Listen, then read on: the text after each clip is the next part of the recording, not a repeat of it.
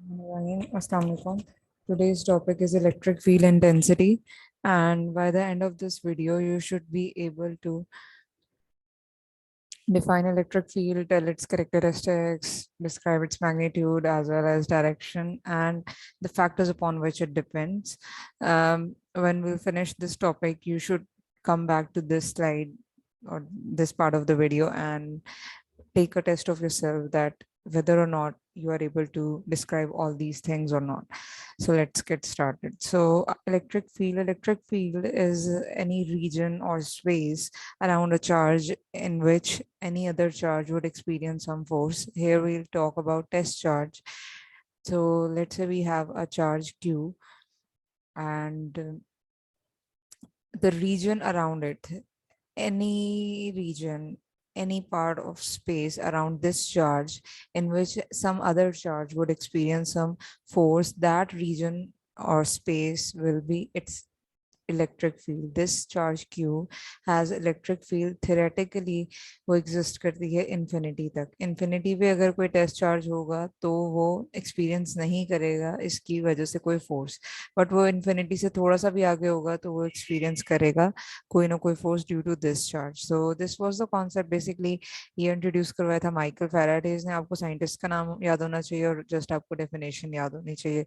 Next आपके पास field lines का concept, हम इसको अलग से भी पढ़ेंगे, लेकिन फील्ड लाइंस का आपको कॉन्सेप्ट क्लास 10th में थोड़ा सा होता है कि पॉजिटिव चार्ज से फील्ड लाइंस इमर्ज होती हैं और टर्मिनेट होती हैं नेगेटिव चार्ज के ऊपर. सो नेक्स्ट आपके पास इसके ये वेक्टर क्वांटिटी है. इलेक्ट्रिक फील्ड इंटेंसिटी को ही हम थोड़ा सा डिफाइन करेंगे कि आपके पास electric field is a vector quantity. So vector quantity के साथ दो चीजें अटैच होती हैं. Number one it's magnitude and number two is direction. Magnitude को यहाँ पे हम स्ट्रेंथ कहते हैं. अगर आपसे कोई स्ट्रेंथ पूछ ले, so that is basically magnitude of the electric field. Magnitude is how much force a charge would experience at a certain point. For example, if you have a charge q and I want to know at a distance of 5 centimeters what is the force experienced by this unit charge. So at this point, at 5 centimeter, at a distance of 5 centimeter, you can tell me how much force this charge q naught will experience due to this q. So that is given by this formula: F is equals to q naught E, or we can also say that E is equals to force per unit charge. Force exerted on a unit charge by this charge q is known as electric field. So electric field की magnitude हमने sort कर लिया. Next up we have is direction. Direction of the field is basically the direction in which unit positive charge moves और tends to move. जो test charge है वो जिस direction में मूव करेगा या टेंड टू मूव, यानी वो करता है या कर सकता है, वो वाली जो डायरेक्शन है, that is basically the direction of field.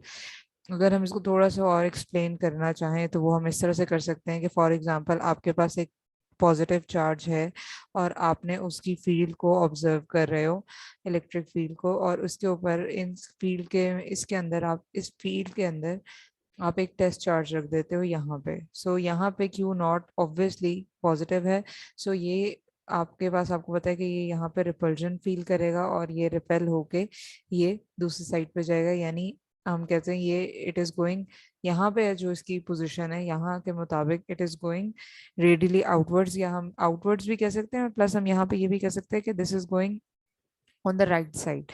Likewise अगर हमारे पास एक नेगेटिव चार्ज होगा और उसमें आपको पता है कि इलेक्ट्रिक फील्ड की डायरेक्शन क्या होती है, रेडियली इनवर्ड्स, और हमने इस फील्ड के ऊपर कोई ना कोई चार्ज प्लेस कर दिया, लेट्स से यहाँ पे. सो यहाँ पे क्यू नॉट की डायरेक्शन क्या होगी? Obviously downwards. अगर हम देखें तो वो डाउनवर्ड्स जा रहा है, नीचे की तरफ जा रहा है, या हम कह सकते हैं टूवर्ड्स, या रेडियली इनवर्ड्स हम कह सकते हैं. सो ये थोड़ा सा एक कॉन्सेप्ट है कि आपके पास ई की डायरेक्शन यानी इलेक्ट्रिक फील्ड की डायरेक्शन वही होगी जो आपके पास चार्ज की डायरेक्शन होगी, यूनिट चार्ज की डायरेक्शन. नेक्स्ट हमारे पास जो, अब हमने दो चीजें डिस्कस की हैं टिल नाउ, डायरेक्शन और उसकी स्ट्रेंथ, और तीसरी, सॉरी, सबसे पहले हमने की है वो है इसकी डेफिनेशन.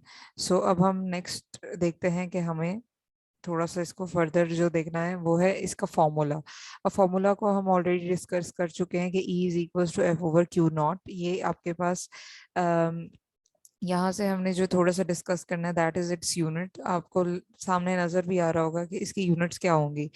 इलेक्ट्रिक फील्ड इंटेंसिटी के यूनिट्स होंगे। हम यहाँ फॉर्मूला से देख लेते हैं कि E is equals to F over Q naught. So यहाँ पे हम कह सकते हैं कि इसके यूनिट होंगे Newton over Coulomb. Newton over Coulomb भी होते हैं इसके यूनिट्स, और एक इसको अल्टरनेटिव यूनिट होता है जिसको हम कहते हैं वोल्ट पर मीटर। ये दोनों इसके यूनिट्स होते हैं। इनकी कन्वर्जन इज वेरी इंपॉर्टेंट, वो भी हम करेंगे। लेकिन उससे पहले हम जरा देख लेते हैं कि इस फॉर्मूला में हम कूलॉम्स फोर्स को सब्स्टिट्यूट करके इसको सिंप्लीफाई कर लेते हैं। Formula of E, so E is equals to force per unit charge. So हमारे पास हमें पता है कि यहाँ पे दो चार्जेस इन्वॉल्व हैं, एक क्यू और दूसरा क्यू नॉट। और क्यू नॉट और क्यू के दरमियान में जो डिस्टेंस है दैट इज आर। सो अब आपके पास आर जो डिस्टेंस है, अब आपको पता है कि कूलॉम फोर्स के हिसाब से यहाँ पे हम लिख सकते हैं कि एफ या force between these two charges is given by the formula के। Q1 Q2 की जगह हम Q and Q not use करेंगे बिकॉज हमारे पास ये नोटेशन अब यूज करें, डिवाइडेड बाय आर स्क्वायर। यहाँ पे ये इसका मैंने सिर्फ मैग्नीट्यूड लिखा है। अगर हम यहाँ पे वेक्टर फॉर्म में लिखना चाहेंगे तो जस्ट सिंपली हमें यहाँ पे वेक्टर्स करेंगे where r is the unit vector from directed from source to destination, that is from it is directed from q to towards q naught. so यहाँ पे आपके पास ये हो गया। अब आप इसको सब्स्टिट्यूट कर दो इस वैल्यू को इन इक्वेशन ए। सो हमारे पास आ जाएगा E इज इक्वल्स टू के q naught r square divided by q naught. अभी हम वेक्टर वाली फॉर्म में नहीं लिख रहे, अभी सिर्फ मैग्नीट्यूड को देख लेते हैं। तो E का मैग्नीट्यूड इज इक्वल्स टू के Q divided by are square. This is a very interesting formula because यहाँ से हमें पता चलेगा कि किन फैक्टर्स पे डिपेंड कर रहा है। अगर हम इसको वेक्टर वाली फॉर्म में लिखना चाहेंगे तो यहाँ पे आर आ जाएगा, और आर यूनिट वेक्टर की डायरेक्शन हमें पहले ही डिस्कस कर चुके हैं कि वो क्या होगी। अब यहाँ पे ये मैंने आपको कहा कि ये इंटरेस्टिंग फॉर्मूला है, वो कैसे, इसको हम जरा डिस्कस कर लेते हैं। सबसे पहले हमने पढ़ा था कि E is equals to F over Q naught. फिर हमने जब इसको में वैल्यू सब्स्टिट्यूट की Coulomb's formula, sorry Coulomb's law की, कूलम फोर्स की, so we get E is equals to के q divided by r square. This formula is interesting and this is basically जो हम यहाँ पे use करेंगे ज़्यादातर for electric field because ये ज्यादा ऑथेंटिक है because इसमें हमने फोर्स डाल ली है। अब यहाँ से हमें फैक्टर्स पता चल रहे हैं कि तीन फैक्टर्स हैं जिसपे इलेक्ट्रिक फील्ड इंटेंसिटी डिपेंड करती है। Number one is the charge on the primary source या प्राइमरी जो आपके पास जिसका आप ऑब्जर्व कर रहे हो, जिस चार्ज की इलेक्ट्रिक फील्ड इंटेंसिटी, उसके ऊपर जो चार्ज है वो इम्पोर्टेंट है। नेक्स्ट आपके पास distance, square of the distance between them, यानी square of the distance between the point at which you are trying to find the electric field intensity and the charge itself. For example, ये Q है और यहाँ मैं इसे 3 meters के distance पे find out करना चाहती हूँ। ये पॉइंट A है, इधर जो मैं फाइंड आउट करना चाहूंगी, इस पॉइंट A पे जो मैं फाइंड आउट करना चाहूंगी वो R मेरे लिए इम्पोर्टेंट है। सो वो डिस्टेंस इम्पोर्टेंट है, उसका स्क्वायर इम्पोर्टेंट है, एज वेल एज K से हमें पता चल रहा है कि मीडियम भी इम्पोर्टेंट है। मीडियम की डिपेंडेबिलिटी क्या है, कि मीडियम का रिलेशन ये है कि आपको यहाँ से इस फॉर्मूला से वो पता चल रहा है कि फोर्स और electric field intensity directly related है। सो यहाँ पे आपके पास होगा ये कि आपको पता है कि फोर्स डिक्रीज करती है जब आप कोई डाइलेक्ट्रिक इंसर्ट करते हो, कोई मीडियम इंट्रोड्यूस होता है दो चार्जेस के दरमियान में, तो आपके पास फोर्स डिक्रीज कर जाती है। इसकी एग्जांपल ऐसे ले लेते हैं कि Q1 आपके पास है और एक आपके पास Q2 है।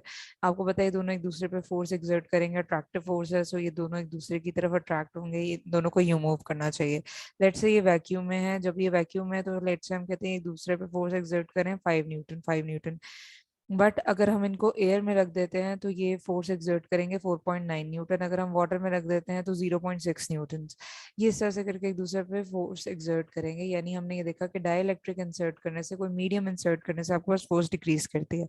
लाइकवाइज अगर हम कोई किसी की आपसे कोई पूछ ले कि इलेक्ट्रिक फील्ड इंटेंसिटी इंक्रीज करेगी या डिक्रीज करेगी by placing charge in a medium, so वहां पे आपको ये पता होना चाहिए कि उसकी इलेक्ट्रिक फील्ड इंटेंसिटी भी डिक्रीज करेगी अगर आपने उसको किसी मीडियम में रख दिया। यानी अगर ये दो एक टेस्ट चार्ज और एक क्यू ले लेते हैं, क्यू और यहाँ पे एक टेस्ट चार्ज ले लेते हैं, ये आपने वैक्यूम में रखा हुआ है। सो इस पॉइंट पे अगर मैं फाइंड आउट करना चाह रही हूँ, जो 3 मीटर्स का डिस्टेंस है, इस पे मैं फाइंड आउट करना चाह रही हूँ और ये अभी वैक्यूम में है, सो इसकी इलेक्ट्रिक फील्ड इंटेंसिटी ज्यादा होगी एज कंपेयर टू तब जब ये दोनों एयर में पड़े हों या किसी और डाइलेक्ट्रिक में पड़े हों, तब यहाँ पे इसकी ई फील्ड कम होगी, इलेक्ट्रिक फील्ड कम होगी। सो 3 फैक्टर्स हैं जिन पे आपके पास डिपेंड करती है ई field.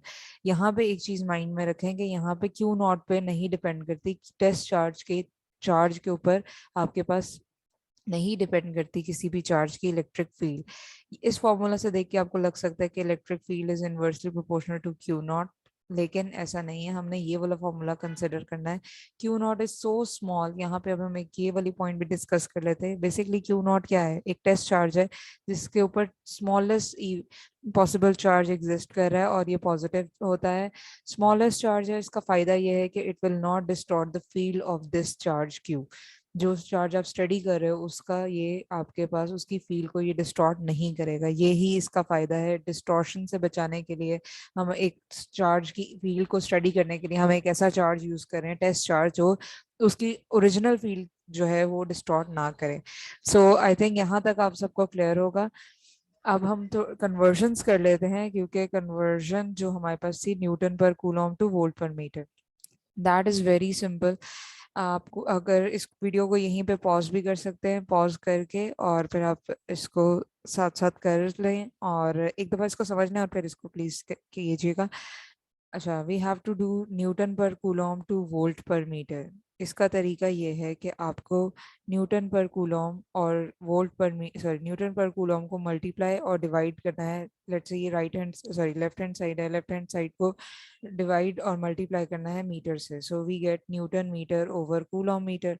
we know that Newton meter is equals to Newton meter is basically joules, because work energy formula यही कहता है, ये वर्क का यूनिट है और ये एनर्जी का यूनिट है, F डॉट डी होता है। So force into displacement newton into metre और एनर्जी का यूनिट होता है joules.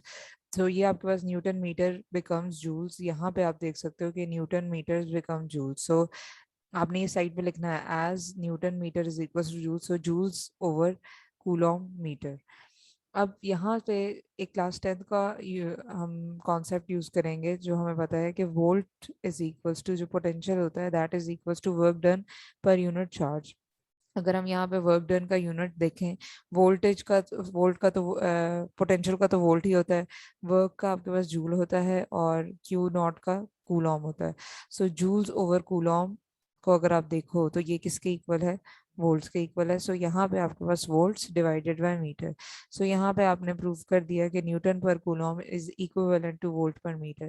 This conversion is very important, अक्सर बोर्ड में आती है 3 मार्क्स की, सो काइंडली इसको नोट कर लें। और आपको ये दोनों डायरेक्शन में आ सकती है, आपको इस तरह से भी आ सकती है कि वोल्ट पर मीटर को न्यूटन पर कूलॉम में कन्वर्ट करके दिखाएं, और जो हमने यहाँ पे जो किया न्यूटन पर कूलॉम को वोल्ट पर मीटर में भी कर सकते हैं। सो आई थिंक यहाँ तक आप सबको क्लियर होगा। बाकी you have to do the example 11.1 11 sorry 11.2, and that example is very easy। आप उसको करो, उसमें जस्ट आपको के की वैल्यू आपको याद रखनी है, बाकी आपको चार्ज की वैल्यू भी दी हुई है और आपको डिस्टेंस भी दिया हुआ है। तो डिस्टेंस और आपको फॉर्मूला पता है कि E इज इक्वल्स टू के Q divided by are square.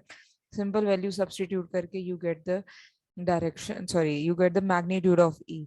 अब हम यहाँ पे होमवर्क के क्वेश्चन मैं आपके लिए अपलोड कर दूंगी ऑन GCR, सो काइंडली उसको आपने वहां से देख लेना है। Thank you so much.